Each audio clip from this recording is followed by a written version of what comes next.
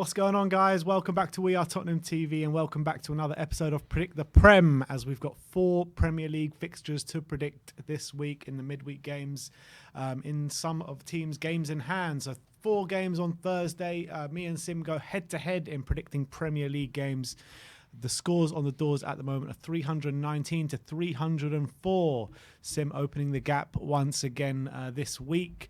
And the way the scoring works is 5 points for a correct scoreline, 3 points for a correct result, and both teams to score 1 point for a correct result, and the star man as well, which is 2 points for a goal, 1 point for an assist. And yes, it is going to be a very short episode this week, but let's get into it. And let's start off with Norwich at home to Chelsea. And I've gone for 2-0 to Chelsea in this one. I've gone for 3-0.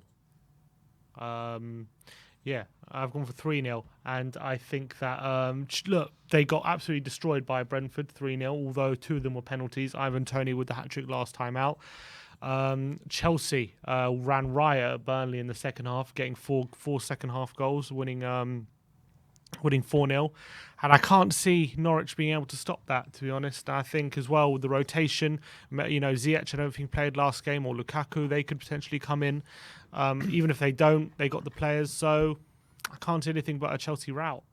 Yeah, I think Chelsea will win quite convincingly, but I think that Norwich should, I say Norwich should be a bit more solid than Burnley, but that's probably not the case, to be honest. But I think Norwich, I just got a feeling that they'll perform this game but still get turned over quite heavily. Chelsea are quite hit and miss at the moment, but they still seem to be pulling out results week after week. So I think Chelsea will win this convincingly, but I've just gone for 2-0, but Sim has gone for 3-0. Let's move on to Southampton, Newcastle, which is a very tricky one to predict. And I've gone for 1-1 here. Yeah, I've just gone for Southampton to shade it. I've gone for them to end Newcastle's very good run of form under Eddie Howe, and I've gone for Southampton to end up on top. Obviously, they lost 4-0 on the weekend to Villa. I'm just thinking there's going to be a response there.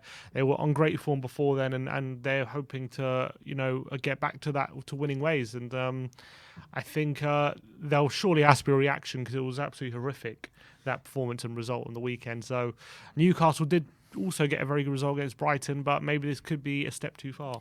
Yeah, I think that Southampton, obviously, they've been in really good form, came crashing back down to earth against Villa on the weekend. Newcastle, also a team that are in really good form. So I think you will see a reaction from Southampton, but I think Newcastle, they're playing really well at the moment. They're really strong. So I've just gone for them to split the points here with 1-1. If it was at St James's, I probably would have gone for a Newcastle win, to be fair. But just because it's at Southampton, St Mary's, I think it might be a share of the spoils. Next one is Wolves against Watford. Big game at Molineux. I've gone for 0-0 actually here. 0-0. I've gone 2-0 Wolves. I know Watford put in a good performance against Arsenal on the weekend, despite losing 3-2.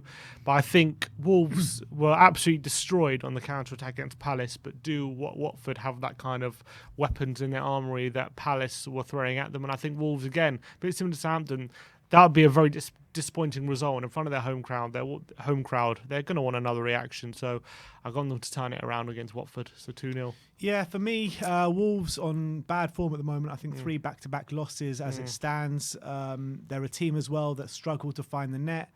Watford, on the other hand, again, I mean, they're not on a good form results-wise, but their last 2 games against Manchester United and against Arsenal, I think they performed fairly well in both of those games. Roy Hodgson will know how important these games are in terms of survival hopes. So I think they'll put in a good defensive display. And, I think they'll just share the spoils here. And Wolves just not playing well at the moment. So maybe not playing well, but just not getting the results. So I think it really could be a chance for a draw here. And 0-0 is probably the most likely outcome, with Watford don't score many goals and Wolves don't score many goals. So that's why I've gone for 0-0. And the last game of the week is going to be Leeds against Aston Villa, and I have gone for 2-1 to Aston Villa at Ellen Road. I've gone for 2-2, and I think Leeds were, for me, they were unlucky on the weekend against Leicester. I thought they put in a decent display. They were just missed a few gilt-edged chances and got caught on the counter with a nice Harvey Barnes goal. Obviously, Villa should be definitely buzzing after that 4-0 victory against Southampton, convincing as well. And Ings, Watkins and Coutinho all linking up looked electric. But the one thing Villa have lacked its consistency, and whether they'll turn up again in a very different. It'll be a similar kind of approach from Leeds because they're quite two high pressing teams, but I'm thinking Leeds might be a bit more on it than Southampton were on the weekend, so, and under a new manager as well. So I've just gone for a 2-2 draw. Yeah, I got a feeling that the way Leeds play could play into Villa's hands this weekend. Obviously, Leeds getting to grips with a new manager in Jesse March. Steven Gerrard's been there a while now, and they're off the back of this really bad form. They had a really convincing performance against Southampton, so I expect them to go on a somewhat of a bit of a run now. So I'm going to go 2-1 to Aston Villa. I think it will be a fairly close game, but I think Villa will just have a bit more on the counter. So I've gone 2-1 to Aston Villa, and let's move on to the star men.